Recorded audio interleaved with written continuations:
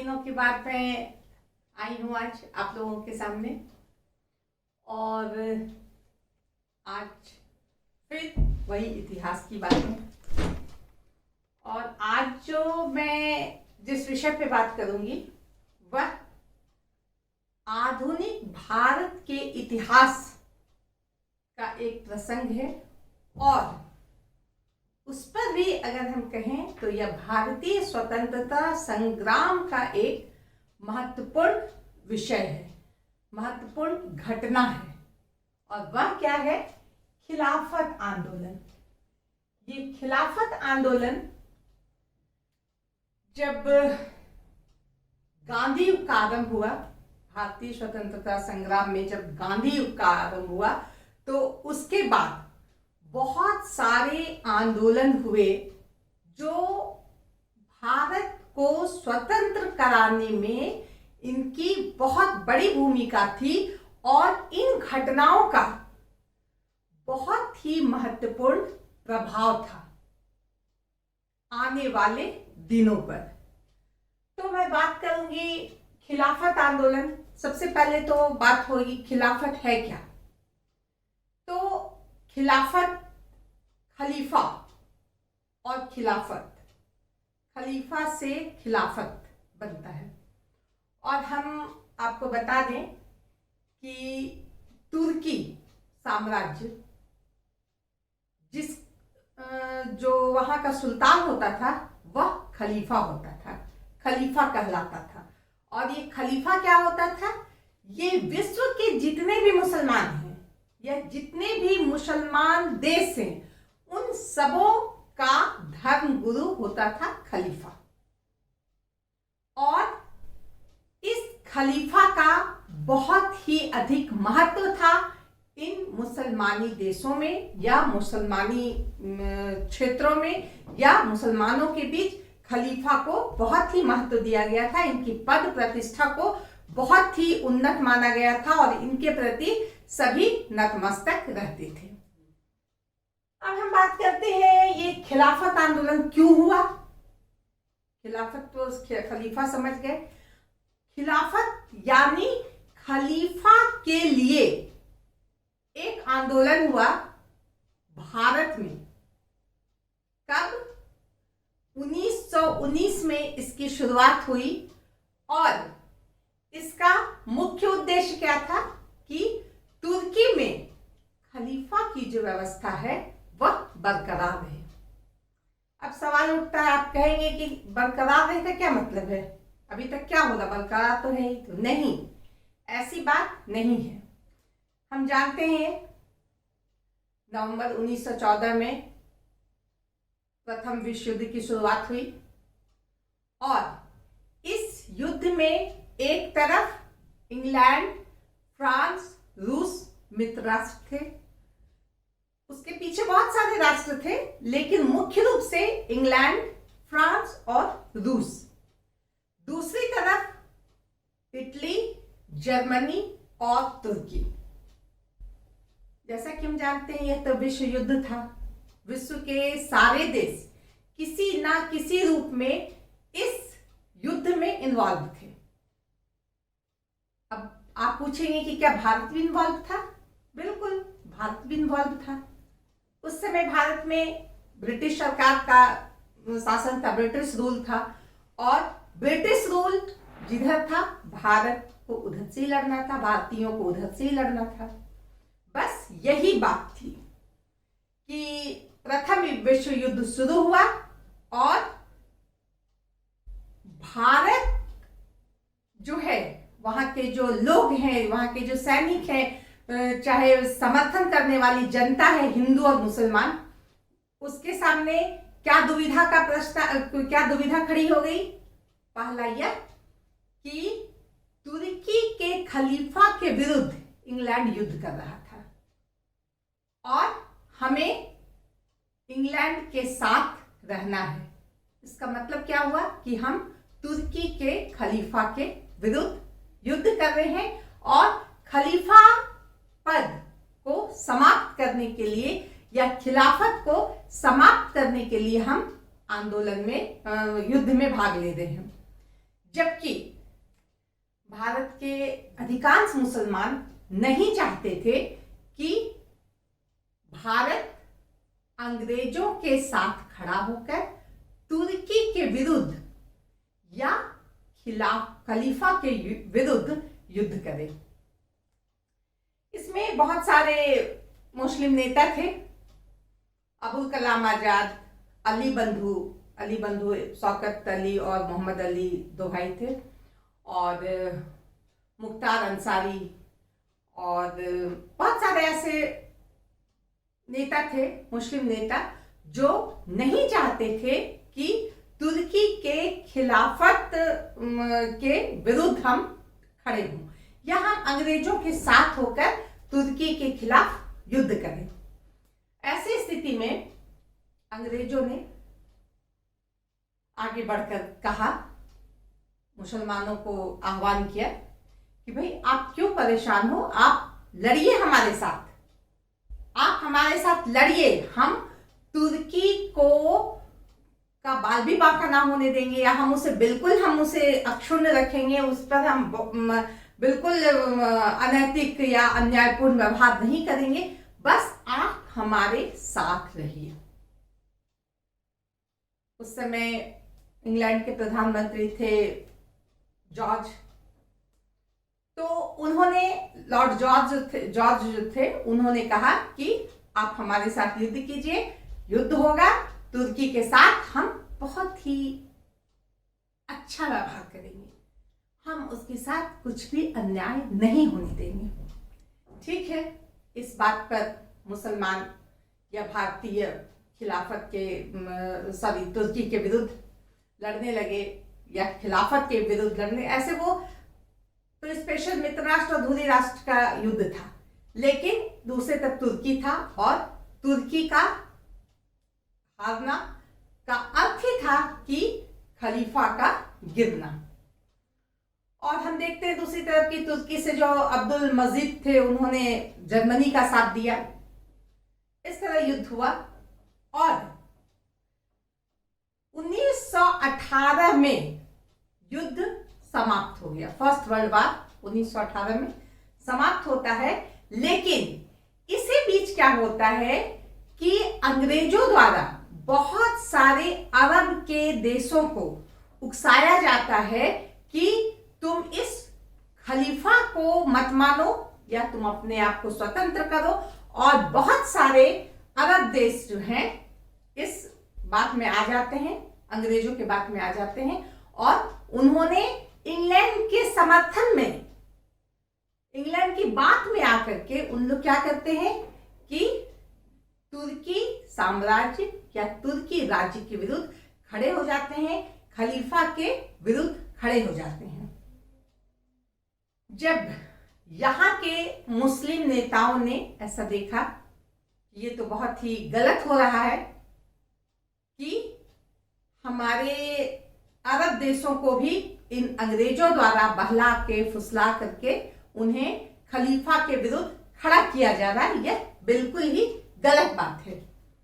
और अब उन्हें समझ में आने लगा कि अंग्रेज प्रधानमंत्री ने जो कहा था, जो आश्वासन दिया था कि आप चिंता मत कीजिए, आप लड़िए, हम तुर्की के साथ हैं, वो समझ गए कि ऐसी कोई बात नहीं होने वाली है, जरूर खलीफा के साथ अन्यायपूर्ण ही कुछ होने वाला है।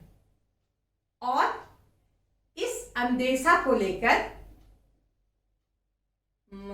मुस्लिम लीग जो है उसकी एक बैठक हुई 1918 में, और इसमें जो है एक अखिल भारतीय खिलाफत कमेटी की स्थापना की गई, और यह कमेटी जो है इसने खिलाफत आंदोलन की शुरुआत की। यह बात घटना है सितंबर 1919 की।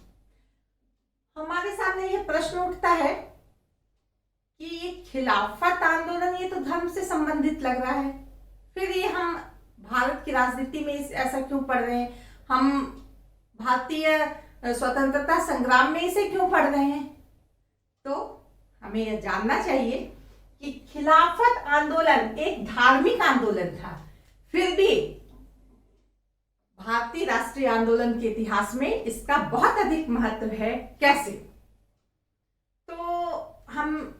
ये जानते हैं कि 1915 के बाद महात्मा गांधी ने भारत की राजनीति में कदम रखा और भारत को स्वराज देने के लिए पहल शुरू की। लेकिन इसके पहले उन्होंने पूरे देश का दौरा किया, पूरे देश का मुआयना किया और उन्होंने क्या देखा कि ऐसे समय में जबकि भारत के सभी लोगों को, भारत की जनता को एक साथ होना चाहिए, तो यह बिखरी हुई थी। खासकर हिंदू मुसलमान के बीच बहुत बड़ी खाई थी और इसे पाटना महात्मा गांधी का एक बहुत ही महत्वपूर्ण उद्देश्य था कि जब तक हिंदू मुसलमान एक नहीं होंगे तब तक भारत को स्वराज नहीं मिल सकता है या हम अंग्रेजों के विरुद्ध खड़े नहीं हो सकते हैं। अगर हमें अंग्रेजों के विरुद्ध खड़ा होना है या हमें स्वराज प्राप्त करनी है तो हमें हिंदू मुस्लिम को एक करना होगा। तो इस तरह से ये खिलाफत आंदोलन को महात्मा गांधी ने समर्थन दिया कि बिल्कुल सही है, हमारे भारत के मुसलमान भाई अगर कह रहे हैं कि तुर्की में खलीफा का पद बरकरार रहना चाहिए, खिलाफत की रक्षा होनी चाहिए, तो हम उनके साथ हैं। और इसी समय हम क्या देखते हैं कि भारत में भी रॉलेट एक्ट बन गया था जो पूरी तरह से भारतीयों को दबाने का एक प्रयास था। अंग्रेजों का जो यह कानून आया था यह एक काला कानून था और इसके प्रति भारतीयों में अंग्रेजों के प्रति बहुत ही गुस्सा था, बहुत ही आक्रोश था और वह भी अंग्रेजों के विरुद्ध थे। इधर मुस्लिम भी विरोध में है कि अंग्रेज हमारी बात नहीं सुन रहे हैं और वो सुनेंगे भी नहीं जैसा कि हमें लग रहा है, जैसा कि वो अनुमान कर रहे थे। और दूसरी तरफ रॉलेट एक्ट को भी अंग्रेजी सरकार नहीं हटा रही थी। इसी समय क्या हुआ, मई 1920 में सेवर्स की संधि हुई। किसके बीच हुई? मित्र राष्ट्र और धुरी राष्ट्र के जो देश थे इनके बीच संधि हुई, जिसमें तुर्की के साथ बहुत ही बुरा व्यवहार किया गया। क्या किया गया? तुर्की को बहुत सारे भागों में बांट दिया गया, कुछ भागों को स्वतंत्र कर दिया गया, कुछ भागों को फ्रांस को ले लिया गया, फ्रांस उसे अपने में ले लिया, कुछ भागों को इंग्लैंड अपने पास रख लिया।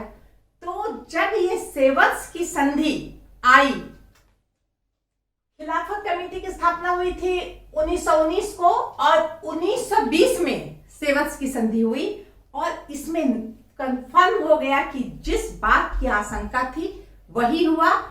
अंग्रेजों ने हमारी नहीं सुनी और खिलाफत के खिलाफ उन्होंने कदम उठा दिया और हमारी जो मांग थी, हमारी जो इच्छा थी, उस पर अंग्रेजों ने जानबूझकर प्रहार किया। इस बात को लेकर जैसा कि हमने बताया कि 1918 में मुस्लिम लीग का भी अधिवेशन चल रहा था और इधर कांग्रेस का भी अधिवेशन चल रहा था, जिसमें मदन मोहन मालवीय अध्यक्षता कर रहे थे। उसमें गांधी जी ने मुस्लिम लीग के खिलाफत आंदोलन को समर्थन दिया कि हाँ, हमारे मुसलमान भाई जो कह रहे हैं तुर्की के खलीफा के पद प्रतिष्ठा की रक्षा हो, मुसलमानी देशों की जो प्रभुसत्ता है उसकी रक्षा हो, इसके हम साथ हैं। और यह एक बहुत बड़ी बात थी भारतीय स्वतंत्रता संग्राम की, जिसमें हम देखते हैं कि मुस्लिम लीग और कांग्रेस दोनों एक हो गए और इनमें जो राष्ट्रीयता की भावना थी, भारत के प्रति जो समर्पण प्यार जो होता है, वो एक साथ हमें देखने को मिलता है। इस अखिल भारतीय खिलाफत कमेटी नहीं, जब मैं बात करती हूँ सेवर्स की संधि की, और हमने देखा कि किस तरह तुर्की अपमानित हुआ, पूरी तरह से उसे छिन्न भिन्न कर दिया गया। तुर्की के सुल्तान को बस एक कैदी की भूमिका में रखा गया, उसका कोई औचित्य नहीं था, बस वो एक पद पे बैठा हुआ था, उसके पास कोई अधिकार या उसके जो पावर था वो सब उसके छिन चुके थे। ऐसे समय में जो भारत के मुसलमान नेता थे वो इंग्लैंड गए, प्रतिनिधि मंडल वो इंग्लैंड गया और वहां इस बात को रखा कि तुर्की के साथ ऐसा क्यों किया गया। आपने तो कहा था कि तुर्की के साथ हम ऐसा कोई भी गलत व्यवहार नहीं करेंगे, लेकिन आपने तो तुर्की के साथ बहुत बुरा किया, यहाँ तक कि आपने तुर्की को छिन्न भिन्न कर दिया है कि जो सुल्तान है उनकी जो पद प्रतिष्ठा है उसे आपने खत्म कर दी, उन्हें एक कैदी का जीवन दे दिया। इस पर क्या कहा गया कि जो देश जर्मनी के साथ होगा उसके साथ ऐसे ही व्यवहार होना चाहिए। सोचिए कितनी बड़ी धोखेबाजी थी कि जब काम था, जब विश्व युद्ध की बात थी, जब साथ देने की बात थी, तब अंग्रेजों ने कहा कि हाँ तुम साथ दो, हम तुम्हारे साथ हैं। लेकिन जब काम निकल गया और अब जब बारी आई इस प्रश्न की, जब ये प्रश्न आया सामने, तो अंग्रेज क्या कह दिए, अंग्रेजी सरकार ने क्या कहा कि जो जर्मनी का साथ देगा उसके साथ ऐसा ही होगा। तो यह अपने आप में अंग्रेजों की एक बहुत ही कुटिल नीति थी, जो उनकी वास्तविक नीति थी उस समय।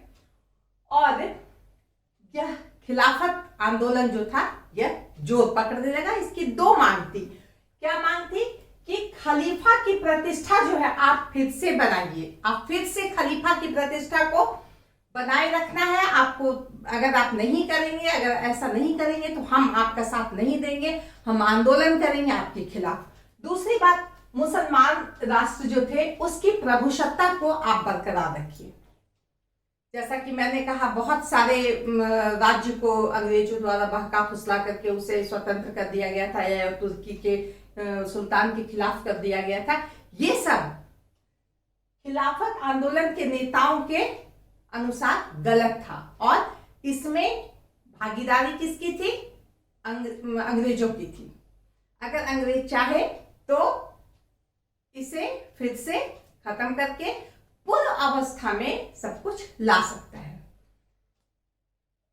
ये खिलाफत कमेटी का कहना था कि जो हमारे मुसलमान के जो धार्मिक स्थल हैं, जेरूसलम है, मेसोपोटामिया है, अरब राज्य में बहुत सारे जो धर्म स्थल है उनकी रक्षा हो, ना कि कोई वो ईसाई देश के अंदर चला गया, कोई दूसरे धर्म वाले देश क्षेत्र में चला गया, तो यह मुसलमानों की एक प्रकार से उनका अपमान है और इसे नहीं लागू किया जाए। तो इस तरह हम देखते हैं कि एक तरफ खिलाफत आंदोलन चलने लगा और 1920 शुरू होते ही भारत में असहयोग आंदोलन भी महात्मा गांधी ने शुरू कर दिया, क्योंकि रॉलेट एक्ट के विरोध में, अमृतसर में जो हत्याकांड हुई, इस विरोध में महात्मा गांधी ने असहयोग आंदोलन शुरू कर दिया। इन दोनों आंदोलन का उद्देश्य एक था, और क्या था वह? कि अंग्रेजों को अपने सिस्टम में सुधार करना, उसमें जो शोषक प्रवृत्ति है उसे दूर करना और यहाँ की जनता के बारे में भी कुछ सोचना, कुछ ख्याल करना। तो इस तरह हम देखते हैं कि 20 मई 1920 में खिलाफत आंदोलन और असहयोग आंदोलन एक हो गया और इन दोनों आंदोलनों ने ब्रिटिश सरकार को बहुत ही तगड़ा झटका दिया। जैसा कि हमने पढ़ा है कि किस तरह बहिष्कार की नीति अपनाई गई, किस तरह स्वशासन हमारा पंचायत होगा, हमारी अपनी शिक्षा व्यवस्था होगी, हमारा अपना सब कुछ अपना होगा, हम अंग्रेजी न्याय व्यवस्था को नहीं अनुकरण करेंगे, हम उसके विद्यालय को, उसके सम्मान को, किसी भी चीज को हम नहीं स्वीकारेंगे, बल्कि हम वहां के वस्तुओं को, वहां की संस्थाओं को, सबका हम विरोध करेंगे। यह असहयोग आंदोलन का उद्देश्य था, यही उसका कार्यक्रम था और खिलाफत आंदोलन का भी कार्यक्रम यह था। और ये दोनों आंदोलन मिलकर बहुत दिनों तक, 19 में ये शुरू हुआ, 20 में असहयोग आंदोलन शुरू हुआ, 21 पूरे साल, और 22 में हम देखते हैं कि फरवरी 1922 में हम क्या देखते हैं कि चौरा चौरी जो घटना घट गई उसमें महात्मा गांधी को असहयोग आंदोलन स्थगित करना पड़ा और इसके साथ ही क्या हुआ कि खिलाफत आंदोलन भी रुक गया। अब हम देखते हैं कि जब महात्मा गांधी ने खिलाफत आंदोलन का समर्थन किया था तो बहुत लोगों ने इसका विरोध किया था कि महात्मा गांधी राजनीति के क्षेत्र में काम कर रहे हैं तो फिर ये धर्म के लिए ये क्यों खड़े हो गए हैं, वह मुसलमानों के साथ क्यों खड़े हो गए, खलीफा के प्रश्न पे वो क्यों समर्थन कर रहे हैं। लेकिन महात्मा गांधी का उद्देश्य क्या था कि भारत में हिंदू मुस्लिम एकता को बरकरार रखना। यह अलग बात है कि 1922 आते आते यह आंदोलन समाप्त रुक गया, स्थगित हो गया, लेकिन इसका एक परिणाम यह भी देखने को मिला कि मुस्लिम लीग या जो खिलाफत आंदोलन है उसके समर्थक वह कांग्रेस के नीति और उसके विचारों से असहमत हो गए और एक दूसरे के प्रति 36 का आंकड़ा बनने लगा, यानी दोनों में दूरियां आने लगी। और 1924 आते आते यह बिल्कुल अलग अलग हो गया। और इसके साथ ही हम यह भी देखते हैं कि खिलाफत आंदोलन भी अपने आप में बहुत स्ट्रांग नहीं रहा। कैसे? क्योंकि हम देखते हैं कि तुर्की में कमाल पाशा ने खिलाफत का विरोध किया था, खलीफा को नाम मात्र का सुल्तान माना था, उसकी कोई भूमिका नहीं थी राजनीति में, और तुर्की का पुनर्निर्माण किया गया था। तो बहुत सारे मुसलमानी देश जो हैं वह खुद भी खलीफा के समर्थन में नहीं थे। ऐसे में भारत में इसका समर्थन करना कोई मायने नहीं रखता था। तो इस तरह हम देखते हैं कि खिलाफत आंदोलन का जो उद्देश्य था वह धर्म के क्षेत्र में था, क्योंकि खिलाफत आंदोलन अगर हम कहें तो यह एक पूरी तरह से धार्मिक आंदोलन था और इसमें जो है खलीफा को बरकरार रखने की बात कही गई थी। लेकिन इसने चाहे अनचाहे भारतीय स्वतंत्रता संग्राम को एक ऊर्जा दी और उस समय हिंदू और मुसलमान एक होकर के अंग्रेजों के विरुद्ध खड़े हुए और भविष्य में भी यह राष्ट्रीयता की भावना से ओतप्रोत थे और भारतीय स्वतंत्रता संग्राम में आगे बढ़ के बड़ी बड़ी भूमिका निभाए। तो इस तरह हम देखते हैं कि खिलाफत आंदोलन बहुत ही महत्वपूर्ण घटना थी भारत के स्वतंत्रता संग्राम की। और हम कहें तो गांधी युग का जब शुरुआत हुआ तो खिलाफत आंदोलन एक महत्वपूर्ण घटना थी जिसे महात्मा गांधी ने प्रश्रय दिया और बहुत हद तक उसका नेतृत्व भी किया। तो आज के लिए इतना ही, धन्यवाद।